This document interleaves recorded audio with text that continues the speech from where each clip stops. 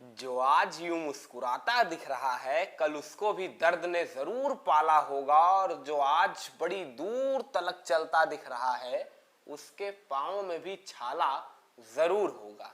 क्या लगता है आपको? मैनपुरी के एक छोटे से गांव से निकला हुआ एक छोटे से कद का धोबी पछाड़ में माहिर पहलवान बस चंद दिनों के अंदर इतना ताकतवर हो गया था कि उसके चरखा दांव में फंस के इस देश की हुकूमत का फैसला हो जाया करता था।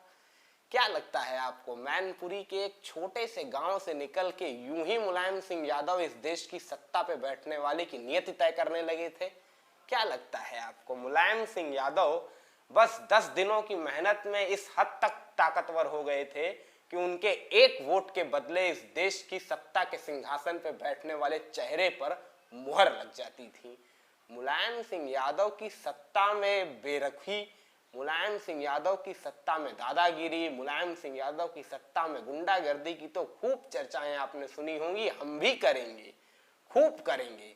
लेकिन पहले मुलायम सिंह यादव की जिंदगी के उन किस्सों से तो आपको रूबरू कराया जाए, जिन किस्सों के सहारे, जिन किस्सों को अमल में लाके मैनपुरी का एक लड़का इस देश के सबसे बड़े सूबे की सियासत का सबसे बड़ा खिलाड़ी बन गया था।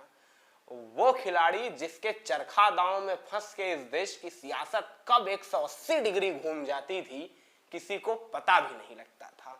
जो एक वोट के बदले इस देश के राष्ट्रपति का फैसला करवा दिया करता था, वो मुलायम सिंह यादव कभी बचपन में जब साइकिल से स्कूल जाया करते थे तो साइकिल चोरी ना हो जाए इस डर से जानते हैं क्या करते थे? स्कूल के सामने एक बड़ा सा पेड़ था, उस पेड़ के ऊपर 22 इंच की साइकिल कंधे पे टांग के सबसे ऊपर वाली डाली पे चढ़ते थे और फिर उस डाली पे साइकिल को फंसा के और साइकिल को लोहे की चेन से बांध के तब उस पेड़ से नीचे उतरते थे और तब स्कूल में पढ़ाई करते थे। शाम को फिर वही पेड़ पे चढ़ते थे, चेन खोलते थे, साइकिल उतारते थे और फिर अपने गांव की तरफ रवाना होते थे। ये कहानियां किस्से अखबारों में तो खूब पढ़े होंगे कि पानी में तैर के स्कूल जाता था फलाना आदमी, लेकिन मुलायम सिंह यादव के लिए ये हर रोज का काम था। मुलायम सिंह यादव जब अपने घर से स्कूल के लिए निकलते थे तो एक पन्नी लेते थे, बरसाती गांव में कहते हैं ना, उस पन्नी में अपने सारे कपड़े बिल्कुल फ्रेश फ्रेश रखे रहते थे। क्यों कह रहा हूं ऐसा? क्योंकि रास्ते में एक बहुत बड़ा तालाब पड़ता था, एक बड़ा सा तालाब था जिसे पार करने के लिए कोई पुल नहीं बना था। और जब पुल नहीं बना था तो मुलायम सिंह यादव उस तालाब के किनारे जाते थे, सारे कपड़े उतारते थे, उसी पन्नी में भरते थे, वो पन्नी तालाब में फेंकते थे और फिर जांघिया यानी कि अंडरवेयर में पूरा तालाब पार करते थे। फिर तालाब पार करने के बाद खेत में जाके ट्यूबवेल से नहाते थे, तब नहा के फिर से पन्नी में से निकाल के वही कपड़ा पहनते थे और तब स्कूल जाते थे साइकिल से। और फिर वो साइकिल कहाँ टांगते थे? पेड़ पे। ऐसे कटती थी जिंदगी मुलायम सिंह यादव की। और वहां से मुलायम सिंह यादव ने कहां तक का सफर तय कर लिया है, ये शायद हमारी और आपकी कल्पना से भी बाहर की बात लगती है। आज के इस किस्से में हम आपको मुलायम सिंह यादव की जिंदगी का वो अनसुना किस्सा सुनाने आए हैं जब नेताजी ने पहली बार टेलीफोन का इस्तेमाल किया था। 1955 के आसपास की बात है, जब मैनपुरी के करहल कस्बे में जैन इंटर कॉलेज बड़ा मशहूर हुआ करता था। तब आज के जैसे जगह जगह नुक्कड़ नुक्कड़ कॉलेज तो हुआ नहीं करते थे। अरे जनाब, आज से 65 बरस पहले की बात है, 1955। आजाद हुए बस 8 बरस हुए थे। 1955 में करहल के जैन इंटर कॉलेज में एक लड़का दाखिला लेता है 9वीं कक्षा में। नाम था मुलायम सिंह यादव। ये हट्टा कट्टा लड़का, पहलवानी के दांव में माहिर। माने 16 साल की उम्र आते आते तो लड़का गुरु बन गया था कई चेलों का। खास तौर से चरखा दांव और धोबी पछाड़ का मास्टर खिलाड़ी था। लेकिन यह पहलवानी करता लड़का पढ़ाई में भी इतना तेज निकलेगा ये किसी को यकीन नहीं था। 1955 में जैन इंटर कॉलेज में दाखिला लिया और स्कूल घर से कैसे आता था ये मैं बता चुका हूं, लेकिन फिर भी बिना एक भी कक्षा में फेल हुए 1959 में 12वीं करके उस विद्यालय से निकला और फिर ग्रेजुएशन की पढ़ाई के लिए भी आगे बढ़ा। 1963 आते आते तो ग्रेजुएशन भी पूरी कर ली। जिस समय मुलायम सिंह यादव ने ग्रेजुएशन की थी ना, 60 गांव के अकेले ग्रेजुएट थे मुलायम सिंह यादव। अब जब ग्रेजुएशन पूरी कर ली तो अपने पुराने स्कूल की याद आई। भाई चूंकि कुछ काम करना था, अब काम मिले तब तो करें। ग्रेजुएट तो हो गए थे, घर की आर्थिक स्थिति थी नहीं अच्छी, तो सोचा कि कुछ काम धाम करके कुछ पैसे बटोरे जाएं। तब तक राजनीति में सक्रियता होने लगी थी, लेकिन फिर भी जीवन यापन तो करना था। अब आज की तरह राजनीति जीवन यापन का स्रोत थोड़ी होती थी। तब तो भाई होता था कि राजनीति करते हो, अच्छा राजनीति करते हो, लेकिन वैसे क्या करते हो? क्योंकि भाई राजनीति तो आप सुबह शाम करेंगे ना, बाकी तो अपने जीवन यापन का काम करेंगे। ये तो आज है कि राजनीति से ही जीवन यापन भी हो जाता है। खैर, अद्भुत लोग हैं। तो मुलायम सिंह यादव ने उसी जैन इंटर कॉलेज का रुख किया और जैन इंटर कॉलेज के जो प्रबंधक महोदय थे जैन साहब, उनके पास गए और कहे कि हम आप ही के विद्यालय से पढ़े हुए हैं, ग्रेजुएट हैं। अब उस जमाने में ग्रेजुएट सुनते ही आदमी एक बार चौंक के देखता था, अच्छा भैया ग्रेजुएट हो? 1963 की बात है जनाब, नेहरू प्रधानमंत्री थे, कहाँ सोच रहे हैं आप? तो मुलायम सिंह यादव जैन साहब के पास गए, जैन साहब से बोले कि सर आप ही के विद्यालय से पढ़े हुए हैं, अगर कुछ नौकरी वोकरी मिल जाती तो अच्छा था। तो जैन साहब ने मुलायम सिंह यादव से कहा कि चलो ऐसा है, ठीक है, विद्यालय में आ जाना और सामाजिक विज्ञान और अंग्रेजी ये पढ़ा दिया। अब तो मुलायम सिंह यादव की खुशी का कोई ठिकाना नहीं रहा। भाई जिस विद्यालय में विद्यार्थी हुआ करते थे उसी विद्यालय में अध्यापक बन गए थे। जिस विद्यालय में कभी शिष्य के तौर पे रोज प्रवेश लिया करते थे उसी विद्यालय में अब गुरु के तौर पे प्रवेश होता था। मुलायम सिंह यादव के पढ़ाने के स्टाइल के दीवाने आज भी कई बच्चे मौजूद हैं। बच्चे यानी कि अब बड़े हो गए हैं, तब बच्चे हुआ करते थे। बताते हैं मुलायम सिंह जी कभी कभी तो क्लास में पढ़ाते थे, लेकिन अधिकतर क्लास के बाहर लिया करते थे। मैदान में सब बच्चों को बुला के बैठा लेते थे और फिर सामाजिक विज्ञान की एक एक थ्योरी को स्पष्ट किया करते थे। वो बच्चे बताते हैं कि मुलायम सिंह जी किताबी ज्ञान जरा कम देते थे, प्रैक्टिकल समझाने की कोशिश करते थे। खैर, अब गुरुजी नेताजी हो गए हैं तो शिष्य तो दीवाने होंगे ही। खैर, एक ऐसी सुबह थी और मुलायम सिंह जी प्रबंधक जी से मिलने किसी काम से उनके घर गए हुए थे।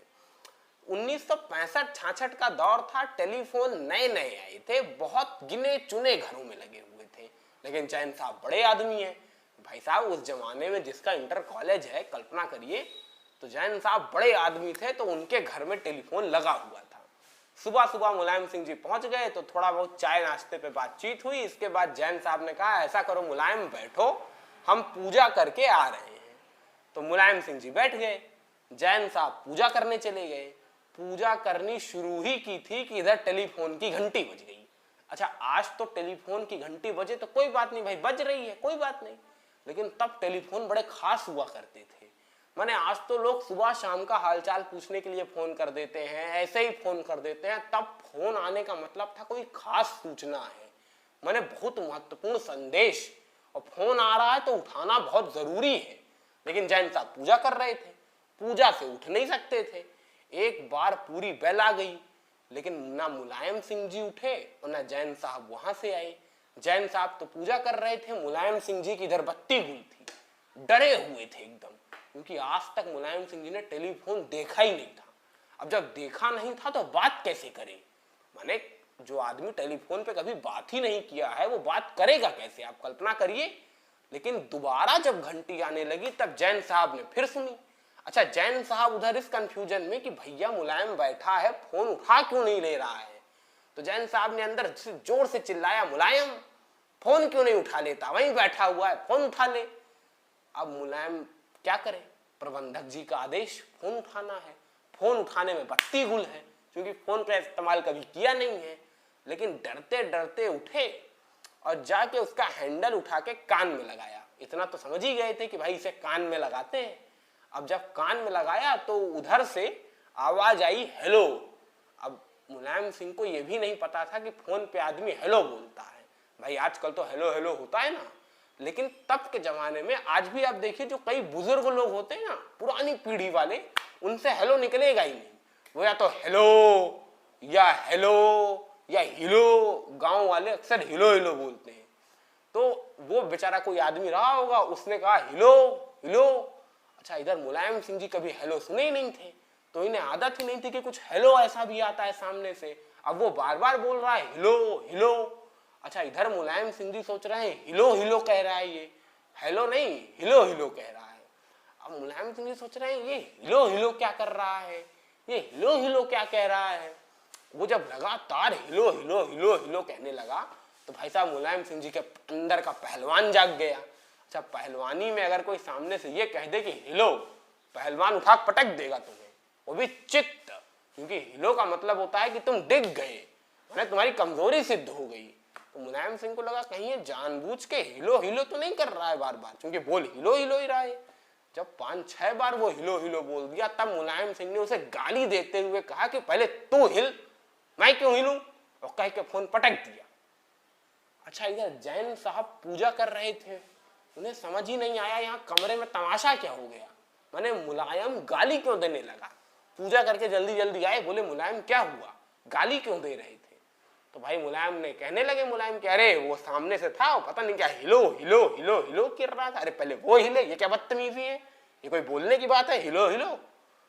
जैन साहब को अब समझ में आया कि लगता है मुलायम ने आज तक फोन न चलाया था। तो जैन साहब ने मुलायम को समझाया कि भैया ये हिलो नहीं है, हेलो है, और फोन पे बात करने के लिए लोग हेलो बोला करते हैं, आगे से हेलो बोलना, हेलो।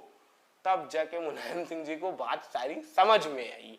तो ये था वो दिलचस्प किस्सा जब मुलायम सिंह यादव ने पहली बार टेलीफोन का इस्तेमाल किया था। यहां से शुरू हुई थी पीढ़ी और कहां तक पहुंच गई है। राजनीति की पारी इतनी शुचिता के साथ शुरू की थी, लेकिन फिर वो शुचिता खोती चली गई राजनीति के चमकीले सितारों के बीच में। कभी बात करेंगे मुलायम के सियासी करियर पे बिल्कुल खास दिलचस्प अंदाज में। तब तक के लिए मुझे दीजिए विदा, और ये वीडियो कैसे लगा कमेंट सेक्शन में कमेंट करके जरूर बताइएगा। वीडियो अच्छा लगा हो तो लाइक करना मत भूलिएगा, शेयर करना मत भूलिएगा, चैनल को सब्सक्राइब करना मत भूलिएगा, जिससे ऐसे इंटरेस्टिंग पॉलिटिकल एनेक्डोट्स लगातार आप तक पहुंचते